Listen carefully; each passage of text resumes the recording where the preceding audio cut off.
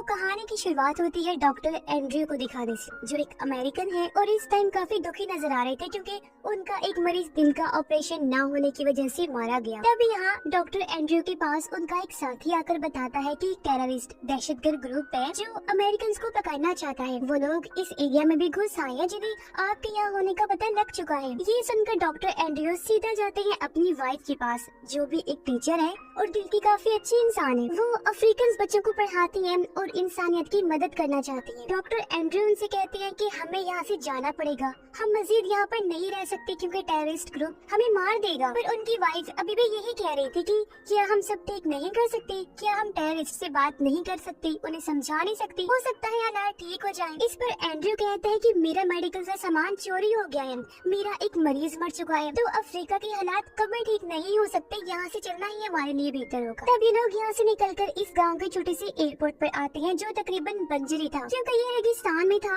और यहाँ एक इकलौता ही प्लेन था जिसमें बैठकर इन्हें यहाँ से जाना था। प्लेन की हालत भी ज्यादा ठीक नहीं थी, इसलिए पायलट जो बहुत ही लालची है वो लोगों और बहुत सारे सामान को ले जाना चाहता है। दूसरे मुसाफिर जो भी अमेरिकन थे वो भी यहाँ से जाना चाहते थे।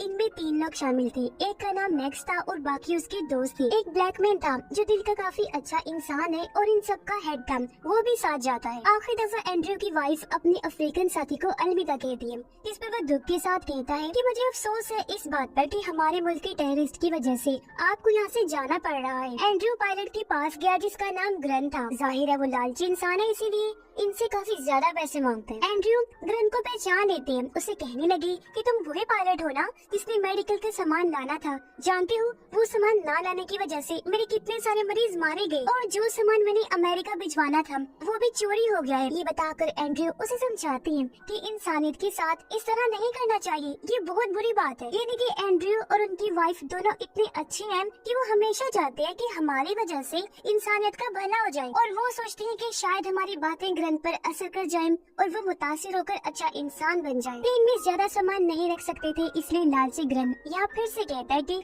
आप लोगों ने मुझे सिर्फ अपने जाने के पैसे दिए हैं, न कि सामान के, तो आप सामान नहीं लेकर जा सकते। लेकिन मुसाफिरों के बार बार कहने पर वो मान गया और कहते हैं अच्छा चलो ठीक है, आप सामान तो ले जा सकते हैं लेकिन अपना सामान आपको अपनी गोद में रखना होगा। जिसके बाद वो सब आकर प्लेन में बैठ जाते हैं। प्लेन के अंदर के हालात भी काफी बुरे थे लेकिन अपनी जान बचाकर जैसे तैसे इन्हें यहाँ से जाना ही था, वरना अगला प्लेन इन्हें 1 हफ्ते के बाद मिलेगा। ये यहाँ रहना नहीं चाहते क्योंकि एक तरफ वो टेररिस्ट ग्रुप और दूसरी तरफ अफ्रीका के जंगल के खतरनाक जानवर, तो मजबूरन इन्हें इसी प्लेन में सफर करना था। जैसे ही प्लेन उड़ता है ये लोग सुख का सांस लेते हैं। ये नॉर्मल लग रही थी, सब ठीक ही चल रहा था लेकिन अचानक प्लेन हिलने लगता है। सब लोग रन से इस बारे में पूछते हैं जिस पर वो कहता है कि ऐसी कोई बात नहीं है प्लेन में, मैंने पहले भी कई सारे प्लेन उड़ाए हैं जो कई घंटों का सफर बनता है, तो मैं जानता हूँ प्लेन में कोई गड़बड़ नहीं है, आप सब लोग शांत रहें। लेकिन गुस्से में डॉक्टर एंड्रयू सामने आई, कहती है कि मैं इतना तो जानता हूँ कि तुम लालची हो और तुमने प्लेन में बहुत सारा सामान रखा है जिस वजह से प्लेन वाइब्रेट हो रहा है,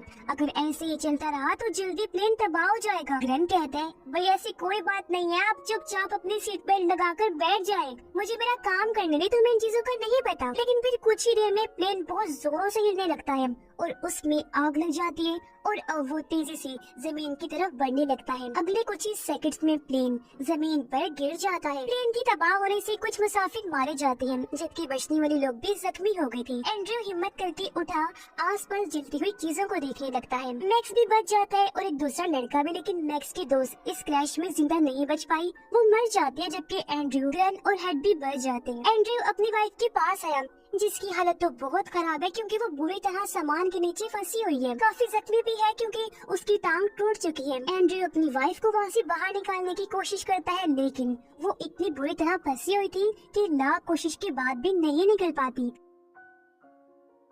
ये देखकर ग्रन कहता है वो नहीं निकल पाएगी, जोर मत लगाओ बल्कि सामान को उतारो, और हाँ तुम्हारी वाइफ तकलीफ में है तो ऐसा करो कि इसे थोड़ी शराब पिला दो। एंड्रयू गुस्सा हो गया, वो कहते हैं मुझे ये चीजें पसंद नहीं, तुम अपनी बकवास बंद करके यहाँ से जाओ, मैं जानता हूँ कि मुझे क्या करना है और ये प्लेन भी तुम्हारी वजह से क्रैश हुआ है। मैक्स अपनी दोस्त की लाश को ही प्लेन के पास ही दफन कर देता है ताकि जंगली जानवर उसकी लाश को खा ना जाए, और ये लोग देखने लगते हैं कि हमारा प्लेन तबाह कहाँ हुआ है। तब इन्हें पता चला कि ये एक बहुत ही खतरनाक एरिया में फंस गए हैं जहाँ रहते हैं आदमखोर जंगली जानवर। ये लोग सोचते हैं कि दिन में तो हम सेफ है क्योंकि ये जंगल जो रेगिस्तान जैसा था, दिन में गर्म होने की वजह से जानवर शिकार नहीं कर सकते, लेकिन जैसे रात होगी इनका बचना मुश्किल हो जाएगा, इसलिए इन्हें जल्दी कुछ करना होगा। अब डॉक्टर एंड्रयू को छोड़कर 3 लोग प्लान बनाते हैं कि हम कहीं भी गाँव जाएंगे जो यहाँ से लगभग 20-30 किलोमीटर दूर है। ग्रेन कहता है हमें साउथ ईस्ट की तरफ जाना होगा क्योंकि गाँव वही होगा। इस पर मैक्स कहता है कि नहीं, वो रास्ता गलत है, हमें साउथ वेस्ट की तरफ जाना चाहिए क्योंकि मुझे यकीन है कि गांव उसी तरफ होगा। पर ग्रन उसकी बात नहीं मानता, और क्योंकि उसके पास इस टाइम गन है तो वो भी सबका बॉस था और कहता है कि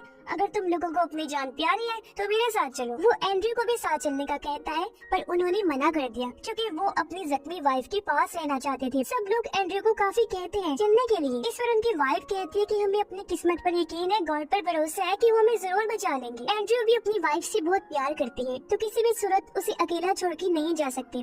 वो अपने साथियों को कहते हैं कि अगर गांव कुछ दूरी के फासले पर है तो तुम वहाँ से मदद ले आना, तब तक मैं यहीं रुककर अपनी वाइफ का ख्याल रखूंगा। इसके बाद वो लोग गांव की तरफ अपना सफर शुरू कर देते हैं, जबकि एंड्रयू और उनकी वाइफ टूटे हुए प्लेन में बैठकर मदद आने का इंतजार करने लगते हैं। उनकी वाइफ तो पूरी तरह हिम्मत हार गई थी, ऐसा लग रहा था जैसे या तो वो मदद का इंतजार कर रही है या फिर मौत का, जिसके साथ ही वहाँ जंगली जानवर इनके करीब आने लगते हैं। बेशक दिन है लेकिन वो इन्हें देख सकते थे। उधर ग्रैंड और बाकी सब इस रेगिस्तानी इलाके में गुम हो जाते हैं। चलते चलते उन्हें आधा दिन हो गया था लेकिन अभी तक वो गांव नहीं पहुंचे हैं। थकावट से उनकी हालत भी बहुत खराब है। प्यास की शिद्दत से जमीन पर गिर पड़ते हैं, एक कदम भी आगे नहीं बढ़ा सकते। तब ग्रैंड उन्हें पानी पिलाते हैं और ये लोग अपनी आखिरी पहाड़ी की तरफ बढ़ने लगते हैं। पर ये क्या, इन्होंने देखा कि इतना सफर काट कर हम यहाँ आए हैं लेकिन आगे भी बस रेगिस्तान नुमा जंगल है। वापसी का रास्ता भी इन्हें मालूम नहीं, यानी वो बुरी तरह यहाँ पर फंस गए थे। ये देखकर मैक्स ग्रन से गन छीन लेते हैं और उसे कहता है कि देखो हम तुम्हारी वजह से यहाँ फंस गए हैं, जल्दी मर जाएंगे। सबको गन दिखाकर कहता है कि अब सबको उसी रास्ते पर चलना होगा जिस पर मैं जाऊंगा। लेकिन बाकी लोग तो ग्रन के साथ ही रहना चाहते थे। वो सोचते हैं कि जिस रास्ते से हम आए हैं अगर इसी पर चल दे तो अपने प्लेन के पास वापस पहुँच सकते हैं और फिर दूसरी डायरेक्शन में जाकर हम गाँव में भी पहुँच जाएंगे। इसलिए वो वापस की तरफ जाने लगते हैं, जबकि मैक्स अकेला ही अपने रास्ते की तरफ चल पड़ता है। वो लोग बड़ी मुश्किल से भारी कदमों और प्यास की शिद्दत के साथ प्लेन तक पहुंच जाते हैं। इन्होंने देखा कि यहाँ तो हर तरफ खून ही खून फैला हुआ है। एंड्रयू और उनकी वाइफ भी गायब है। प्लेन पर शेर के पंजों के निशान थे, जिससे लोग समझ जाते हैं कि इसका मतलब शेर ने उन दोनों का शिकार कर लिया और वो उन्हें खा गया। दोनों के मुंह से उन्हें अफसोस तो हुआ, पर वो ये सोचकर काफी घबरा गई कि इसका मतलब शेर दिन में भी एक्टिव है और शिकार कर सकते हैं। तो ये लोग बचने का रास्ता ढूंढने लगते हैं। तभी अचानक यहाँ घबराया हुआ एंड्रयू आया। वो ग्रन को गले से पकड़ लेता है क्योंकि सबको लग रहा था कि इन सारे हालात की वजह ग्रन है। एंड्रयू का मानना था कि ना तो ज्यादा सामान लोड करता तो ना ही प्लेन तबाह होता। एंड्रयू ग्रन को मार ही देता कि एक लड़का गन चलाता है जिससे एंड्रयू दूर जाके गिरे और ग्रन बच जाते हैं। अब इन लोगों को पता चलता है कि ग्रन जो हैवी सामान लेकर जा रहा था वो एक जानवर की सींग थी जो काफी महंगी होती है और ग्रन इनकी स्मगलिंग करते हैं। डॉक्टर एंड्रयू अपनी वाइफ की लाश के टुकड़ों की कब्र बनाते हैं और उसके पास बैठकर रोने लगता है। एंड्रयू के पास उनका हेड आया, जिसे रोकर एंड्रयू कहते हैं कि मुझे अफसोस है इस बात का कि मैं अपनी वाइफ को नहीं बचा पाया, मुझे और कोशिश करनी चाहिए थी, शायद वो बच जाती। इस पर हेड कहता है कोशिश अगेंस्ट द लाइन, शेर के खिलाफ तुम कोशिश करते हैं? नहीं यार मत करो अफसोस, खुद को मत कोसो क्योंकि ऐसा मुमकिन नहीं था और तुम्हारी वाइफ की किस्मत में यही लिखा था जिस पर उसे यकीन था। धीरे धीरे रात होने लगी। अब इन्हें जैसी तैसी रात गुजारनी थी या फिर कुछ करना था क्योंकि रात के टाइम ये पक्का किसी जानवर का शिकार हो जाएंगी और अब तो इन्हें शेर के गुर्राने की आवाजें भी आने लगती हैं। अब ग्रैन इन सबको बताता है कि हमारे पास रात गुजारने का बस एक ही रास्ता है और वो है पायलट कैबिन, जहाँ हम 3 लोग जैसे तैसे छुपकर अपनी जान बचा सकते हैं। तो अब ये लोग टॉस करने लगते हैं कि कौन से 3 लोग पायलट कैबिन में बैठेंगे। मैक्स का दोस्त टॉस में हार गया, यानी कि वो रात को प्लेन के बाहर बैठेगा। जैसे रात हुई वो लड़का आग जलाकर प्लेन के बाहर बैठ जाते हैं, जबकि तीनों लोग पायलट कैबिन में। उसे समझा दिया गया था कि तुमने बस सोना नहीं है और आग को जलते रहने देना है, क्योंकि जब तक तुम जागते रहोगे आग जलती रहेगी, तुम्हारी हिफाजत रहेगी और जैसे ही तुम्हारी आंख लगी आग बुझ गई तो तुम मर सकती हो। ये लोग अब बस रात गुजरने का इंतजार कर रहे थे क्योंकि सुबह होते ही ये उस गाँव में चले जाएंगे जिसका रास्ता अब इन्हें पता चल चुका है। रात को ग्रैन किसी काम से बाहर आया, वो देखता है कि वो लड़का तो सो रहा है और आग भी बुझ रही है। ग्रेन उसे जगाकर कहते हैं, लड़की होश करो, जागो और आग जला के रखो अगर जिंदा रहना चाहती हो। जिसके बाद ग्रेन वापस कैबिन में आकर बैठ जाता है, लेकिन मैक्स का दोस्त वो लड़का जिसे बहुत नींद आ रही थी वो सो जाता है और आग भी बुझ जाती है। जहाँ अब अंधेरे में हम किसी की आंखों को चमकता हुआ देखते हैं, जो और कोई नहीं बल्कि शेरी थी, जो अब प्लेन के बाहर आ चुके थे और उनकी जोरदार आवाजें अंदर बैठे वो तीनों भी सुन रही थी। अब एंड्रयू जो रहमदिल है उसे लड़की के लिए बुरा लग रहा था। वो चाहता है कि ये लोग बाहर जाकर उसकी जान बचाए, लेकिन बाहर शेर काफी ज्यादा थे तो ये लोग कुछ भी नहीं कर सकते थे। लेकिन फिर एंड्रयू कैबिन का दरवाजा खोल ही देता है, जिससे एक शेर अंदर घुसने की कोशिश करते हैं। हालांकि ये मिलकर जोर लगाकर उसे रोकने में लग जाते हैं, लेकिन शेर इतना ताकतवर था कि वो कैबिन को तोड़ने लगता है। अब एक सांप जो कप का अंदर घुसकर बैठा हुआ था वो हेड को काट लेते हैं, मगर ये जैसे तैसे कैबिन का दरवाजा बंद कर ही देती है। एंड्रयू हेड की टांग पर रस्सी बांधता है और कट लगाकर बहुत सारा खून निकाल देते हैं। इसी सांप का जहर भी निकल गया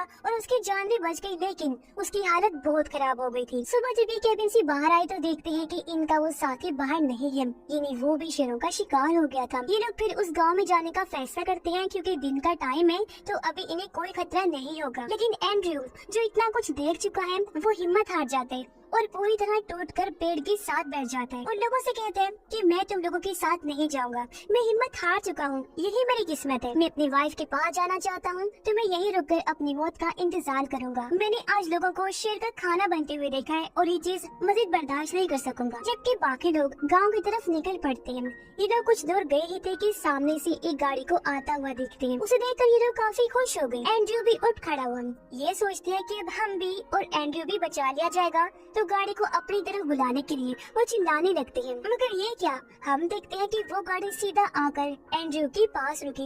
इसमें और कोई नहीं बल्कि वो टेररिस्ट ग्रुप था जो अमेरिकन को ढूंढ रही थी और वो अब एंड्रयू को मारने लगते हैं और एंड्रयू से पूछते हैं कि तुम यहाँ हमारी जमीन पर क्या कर रहे हो, हमारी चोरी करने आए हो ना, तुम हमारा सामान चुरा कर अपने मुल्क ले जाते हो। ये सुनकर हेड और ग्रन सामने आए, उनसे कहते हैं, अरे ये तो डॉक्टर है, इन्होंने कुछ नहीं किया, ये तो आप लोगों की मदद के लिए यहाँ आते हैं और अभी वापस जा रहे थे, आपको इन्हें नहीं मारना चाहिए। लेकिन तभी उन टेररिस्ट को प्लेन से उस जानवर के सींग मिल जाते हैं, जिससे उन्हें और गुस्सा आ जाते हैं। वो एंड्रयू को कहते हैं कि तुम एक स्मगलर हो और हमारी जमीन से सामान चुरा कर तुम अमेरिका स्मगल करते हो, इसलिए वो फिर से एंड्रयू को मारने लगी। तभी ग्रन बोलता है कि ये मेरा प्लेन है, ये सारा सामान मेरा है और स्मगलिंग मैं करता हूँ, एंड्रयू ने कुछ नहीं किया। ये सुनकर वो कहते हैं, इसका मतलब ग्रन हमें तुम्हें मार देना चाहिए। हेड कहता है, क्यों मार देना चाहिए, क्या तुम कोई टेररिस्ट हो, तुम तो इस जमीन पर रहने वाले भले इंसान हो और हम तुम्हारी कदर करते हैं। हेड को लग रहा था कि वो टेररिस्ट के माइंड को बदल देंगी, पर वो उसके चेहरे पर गोली मारकर ये साबित करते हैं कि हाँ हम वाकई टेररिस्ट हैं, हमें इंसानों पर रहम नहीं आता और हमारा कुछ भी नहीं हो सकता। जिसके बाद वो उनके साथ काफी बुरा सलूक करते हैं और एक टेररिस्ट ट्रक लेने चला जाता है ताकि वो इन्हें भी अपने साथ ले जाए और खूब इनके साथ बुरा सलूक किया जाए। अब दो टेररिस्ट यही रुके थे, उनमें से एक एंड्रयू को कहता है, अच्छा चलो तुम्हारे साथ एक डील कर लेता हूँ, मैं 10 तक गिनूंगा और तुम्हें भागना होगा, 10 के बाद मैं गोली चलाऊंगा, ठीक है ना, चलो अब शाबाश तुम भागो, उठो खड़े हो और भागो। लेकिन एंड्रयू नहीं भागता क्योंकि वो तो कब का हिम्मत हार चुका है, तो उसे क्या जरूरत है भागने की। टेररिस्ट को इतना गुस्सा आया कि वो पानी दिखाकर उन्हें चिढ़ाने लगता है, उन पर हंसने लगता है। जब टेररिस्ट को एहसास हुआ कि दोनों पूरी तरह हिम्मत हार चुके हैं तो वो उनसे दूर प्लेन के साथ टेक लगाकर बैठ जाते हैं। कुछ देर बाद उनकी आंख लगी। ग्रैंड एंड्रयू को कहते हैं कि मैं फाइटर हूँ, इतनी आसानी से मैं नहीं मर सकता। जो कहकर वो बहुत देरी से टेररिस्ट के पास जाने लगा। वो गन छीनने लगता है लेकिन टेररिस्ट को होश आ गई। वो जैसे गन पर शूट करता है तो पता चला कि गन में तो गोली ही नहीं है। दूसरा टेररिस्ट भी जाग गया, लेकिन इससे पहले वो गन पर शूट करता एंड्रयू उसे काबू करके गन छीनने की कोशिश करते हैं। इस चक्कर में गोलियां चलने लगी और दोनों टेररिस्ट मारे जाते हैं। तब ग्रैंड एंड्रयू से कहता है, देखो हमने इन दोनों को तो मार दिया, तो अब तुम्हें मेरे साथ चलना होगा। तुम्हें अपनी वाइफ का सपना पूरा करना है और मुझे सुधरना है। मुझे एक मौका दो ताकि मैं अपने सब गुनाहों की माफी मांग सकूं। तो अब चलो मेरे साथ, मैं तुम्हारी मदद करके तुम्हें शहर तक ले जाऊंगा जहाँ तुम हजारों मरीजों की मदद कर सकते हो। इसलिए एंड्रयू उसके साथ चल पड़ता है, लेकिन उसकी हालत बहुत खराब थी। ये लोग जैसी तैसी आगे बढ़े। ये गांव के करीब ही थे और इनके सामने पत्थरों की छोटी सी पहाड़ी थी, इसे पार करके इन्हें उस पार जाना था। अब ग्रैंड बड़ी मुश्किल से एंड्रयू को ऊपर चढ़ा तो देते हैं, लेकिन ये क्या, उसने देखा ये सामने से खूंखार शेर आ रहे हैं। ये लोग पहाड़ी पर ही थे, इसलिए शेर इनके खून की स्मेल करते हुए पहाड़ी की तरफ आने लगते हैं। लेकिन क्योंकि वो पहाड़ी के ऊपर थे और छुपे हुए भी थे, तो शेर इन्हें देख नहीं पाते और वहाँ से वापस जाने लगते हैं। पर तभी उन दोनों के ऊपर परिंदे मंडराने लगती हैं। हवा का रुख बदला और शेरों को फिर उनकी स्मेल आने लगी और वो फिर से इस तरफ आने लगते हैं। एंड्रयू के ऊपर एक बिच्छू चढ़ गया जो उसके चेहरे पर आ जाता है और एंड्रयू बिल्कुल खामोश रहा। बिच्छू को जैसे गन हटाने लगा कि तभी एक पत्थर नीचे गिर जाते हैं, जिससे शेर को कंफर्म हो गया कि ऊपर मेरे खाने के लिए जरूर कुछ है और वो जोर लगाकर ऊपर चढ़ने लगता है। ग्रैंड ये देखकर एंड्रयू का खून अपने जिस्म पर लगा लेता है और एंड्रयू से कहता है कि देखो, मैंने अपनी जिंदगी में बहुत सारे बुरे काम किए हैं और आज मैं उन गुनाहों को धोना चाहता हूँ। मैं खून लगाकर शेरों के पास जाऊंगा, अपनी कुर्बानी देकर तुम्हारी जान बचाऊंगा ताकि शेर मेरा शिकार करने और तुम्हें भागने का मौका मिल जाए। तुम वादा करो कि यहाँ से तुम उठोगे और गाँव जरूर जाओगे। ये कहकर वो चिल्लाता हुआ पहाड़ी के ऊपर आया, फिर नीचे पहुँच जाता है। शेर फौरन उसके पास आकर उसका शिकार कर लेता है। इसके बाद एंड्रयू जो गांव की तरफ बढ़ने लगा, काफी दूर तक चलने के बाद नीचे गिर जाता है। उसे प्यास लग रही थी, तभी वो सामने से दो जानवरों को आता हुआ देखता है जो उसे खाने आ रहे थे। ये देखकर एंड्रयू आसमान की तरफ देखकर कहता है, क्या मेरी किस्मत में बस यही लिखा था कि ऐसी फजूल मुर्दाखोर जानवर के हाथों में मरूं? अगर मेरी मौत ही लिखनी थी तो कम से कम शेर के हाथों होती। ये कहकर एंड्रयू दोबारा से फुल हिम्मत के साथ खड़ा होता है। वो जानवर भागकर एंड्रयू की तरफ आने लगे, लेकिन अचानक बादल गरजने की आवाज से वो जानवर वहाँ से भाग जाते हैं। तभी बारिश होने लगी। एंड्रयू वही जमीन पर लेटकर बारिश का पानी पीने लगा और अपनी इतनी देर की प्यास बुझाता है, जिसके बाद वो बेहोश हो जाता है। अब जब एंड्रयू की आंखें खुले तो उसके सामने उसका वही साथी था जिसने एंड्रयू को आकर टेररिस्ट का बताया था। वो सहारा देकर एंड्रयू को उठाता है और उसकी जान बचाकर यहाँ से ले जाता है। यानी कि एंड्रयू अब सेफ था और उसकी किस्मत में जिंदा रहना लिखा था, क्योंकि उसने आखिरी टाइम में हिम्मत से काम लिया था और वो अब गाँव भी पहुँच जाएगा। जिसके साथ ये कहानी भी इधर ही खत्म हो जाती है।